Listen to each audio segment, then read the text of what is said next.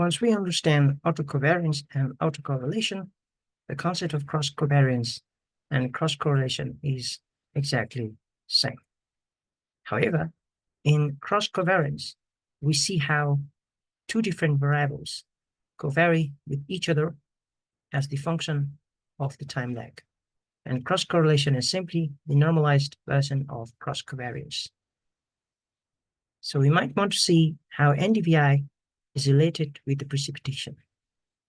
Or in other words, does the precipitation in a later period of time changes the value of the NDVI?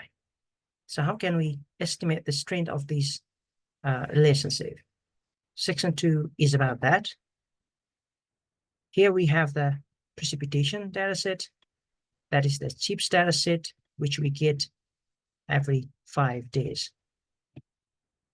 Here we're applying that lag function where we have the Landsat 8 as our collection and our CHIPS, that is the precipitation dataset. And we want to join these two datasets based on the 5 days. So this will be the lag time period from the first Landsat 8 to the next CHIPS data that we get. And what we have here in the console is this printed image collection, and we can see here we have the features to be exactly about 105. And if we check the properties, in the properties somewhere, we will have the images, and then we can see that it has one image or one precipitation file or one precipitation data there. And we also add that lagged precipitation image as the bands. And this time, if we check the image, the number of bands has increased. And at the very end, we will have precipitation image added as the new band. We will also have the NDVI, the time band, and the constant image. And then we can compute the covariance like we did earlier. And this is the case for NDVI and precipitation. And similarly, we can also find the correlation, and we can add both these images, area images as layer. But the problem is this is based only on 5 days of precipitation. So whichever data or whichever precipitation image comes first will be added before the NDVI image. So we might want to make this data rich.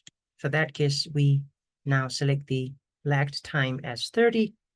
So the entire list of precipitation is summed for this time. So we will have all the images within that time period or within the 30 days, and we will sum this image. So in this case, again, we do the same thing. If we check the lagged image collection in the features, and if we check the first image, and in the properties, at the very end, if we see in the properties, we will have the images somewhere. We have 6 different images, and we are summing this.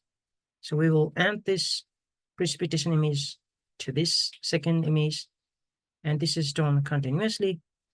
And what we get finally is this one here. So this is the summed. So this image collection contains the summed image of the precipitation. So if we check the first image, so oops. Okay, so if we check the bands here, we get the sum. So this is the summed image for this case. And we repeat the same process. We do the covariance. This is the function that was developed earlier. And then we have our image collection, and this is the NDVI, and this is the sum limits, and we find the covariance. And we can do the same thing for correlation. And if we simply check the values here, so we can click on some random point, then you can see for the lag period of 5 days, the value is 0.22. There's no such difference, but in the precipitation, the values are different. So this is same for all different points.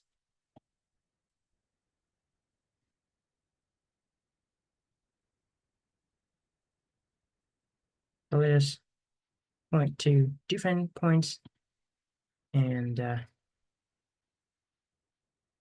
so this is visible for other keys as well.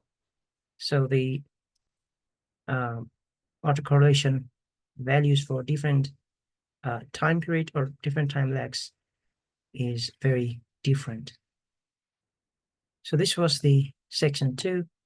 Thank you for watching.